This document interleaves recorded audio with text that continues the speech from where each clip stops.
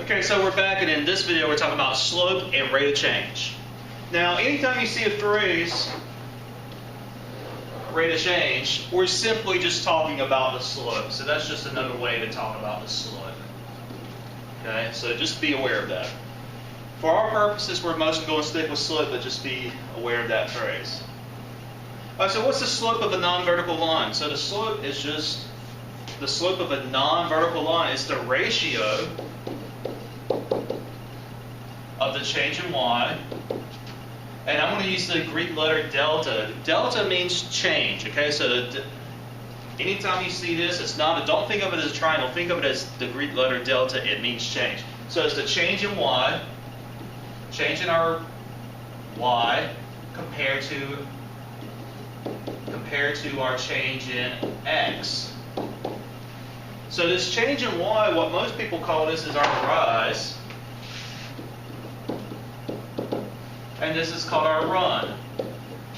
Now some people might also call this the vertical change and the horizontal change. Okay? So how many points do we need to calculate the slope? Well, for a line we need 2 points to make the line, so it kind of makes sense we need 2 points to make the slope. So 2 points. And those points must be unique.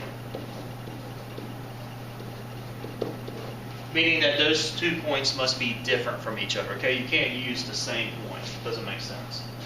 All right, and then what's the slope formula? You should know this from Algebra 1. If you don't know it, make sure you get it memorized. That's just simply M.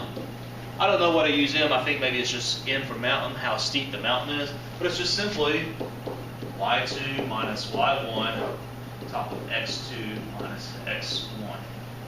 Okay, so here what we have, this is the change in y over the change in x. Okay?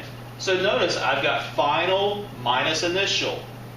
Final minus initial. Anytime you're looking for the change of something, you want to do final minus initial. Final minus initial. And I'm going to have 2 ordered pairs. Okay? This is using my 2 ordered pairs. So I'm going to have x1, y1, x2, y2. Now these just represent any 2 points on my line that I'm interested in, okay? But you do need 2 of them.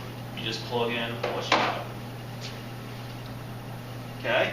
Find the slope passing through these 2 points, excuse me. So yeah, this is pretty easy. So x1, y1, x2, y2, and then we just plug it into our formula. I want to write down the formula. The more you write down this formula, the more you'll get, the quicker you'll get it memorized. So x2 minus x1. And now it's just a matter of plugging in what we know. So let's do that. So I have m is equal to, let's see, y2 minus y1. So I have 1 minus 5 on top of 2 minus 3, 2 minus negative 3. Now, be careful here. This minus in the formula does not take care of that negative. So it's a minus a negative, which we know is going to be a positive. So 1 minus 5 over 2 plus 3. Okay? So now simplify. We'll simplify the numerator first and then the denominator. So in the top, in the numerator, I have negative 4 divided by 5. And that's it. So my slope of this line is negative 4/5. Simple as that. Okay? Now here, what does a slope of positive, with a line with positive slope look like? Well, you got to think. We're thinking about it from looking at the graph from left to right. Left to right. So from left to right, positive slope, it looks like this. Okay? We're going up. Okay? We're going up or we're rising.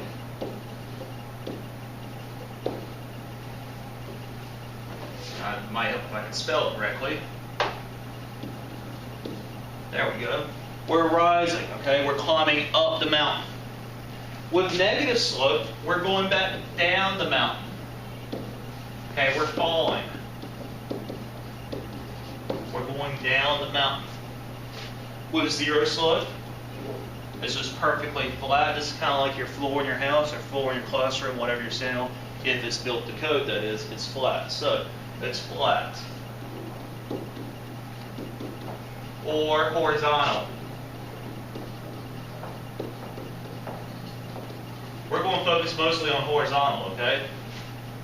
And then a vertical line Our undefined slope is a vertical line, so it goes straight up and down. Okay, that's like a cliff. You can't walk up a cliff. Okay, so this is vertical line.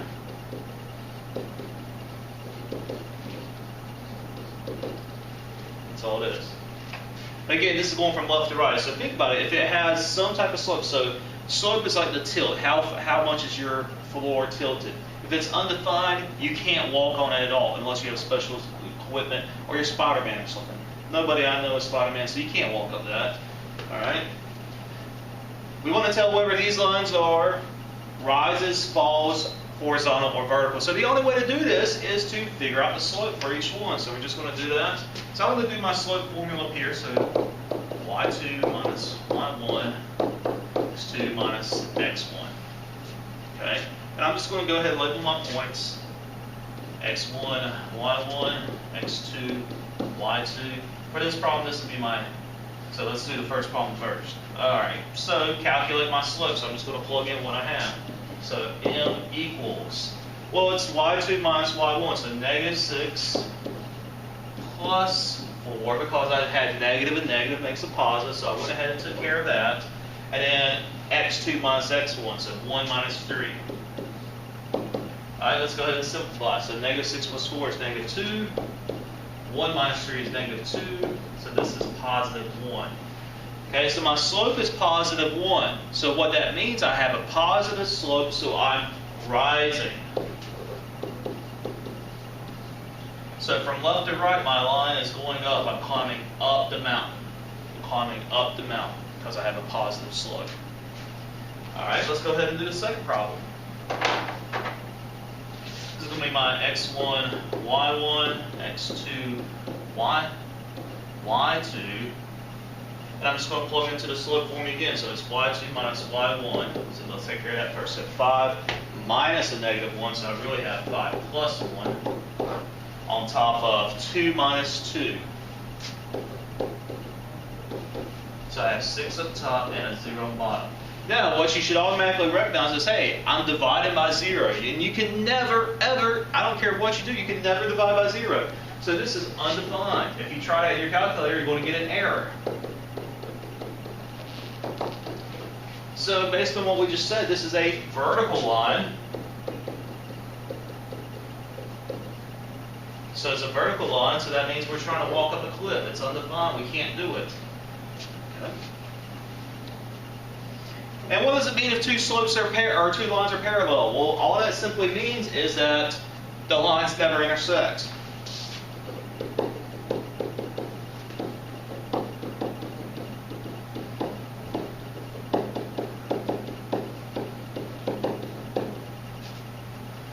So what does it mean if two lines are perpendicular? Well, they do intersect, so intersect in one spot.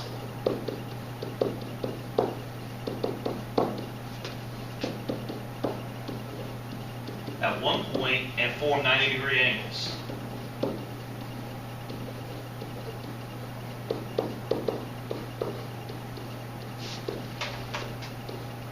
Right angles.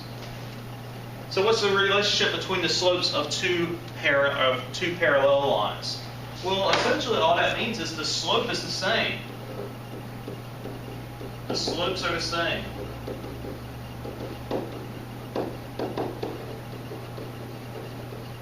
For both lines. Where on the other hand, if we're looking at the relationship between the slopes of the two perpendicular lines, it's the opposite reciprocal.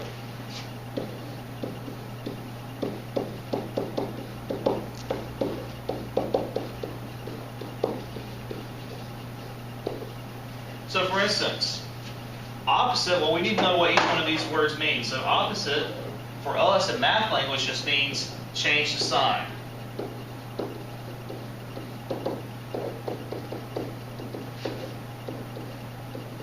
So if it's positive, we're going to make it negative. If it's negative, we're going to make it positive. That's just what it means. And reciprocal just means flip the fraction.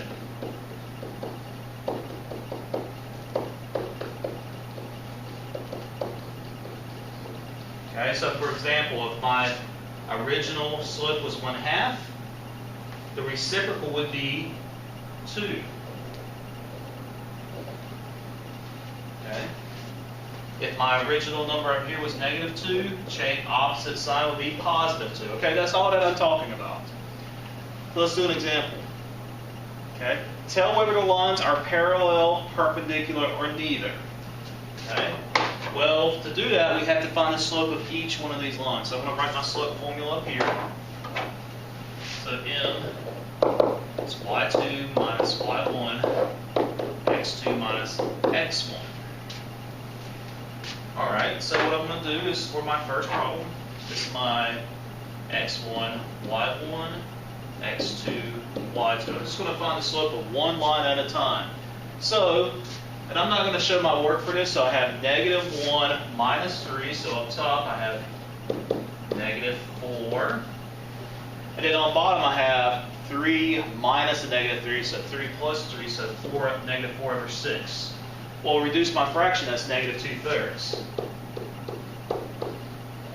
Okay, I do advise that you show your work, okay?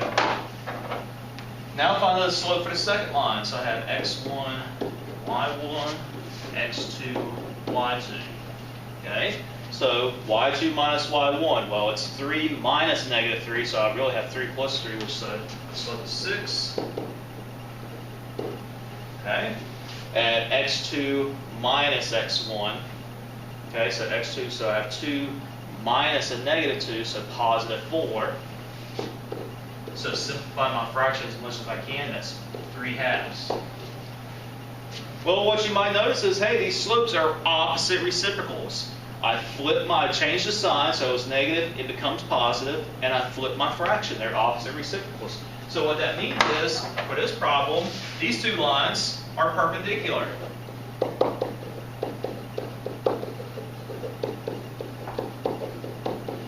And if you remember geometry any, you just remember, hey, that's just an upside down capital T is the symbol. Okay, those two lines are perpendicular.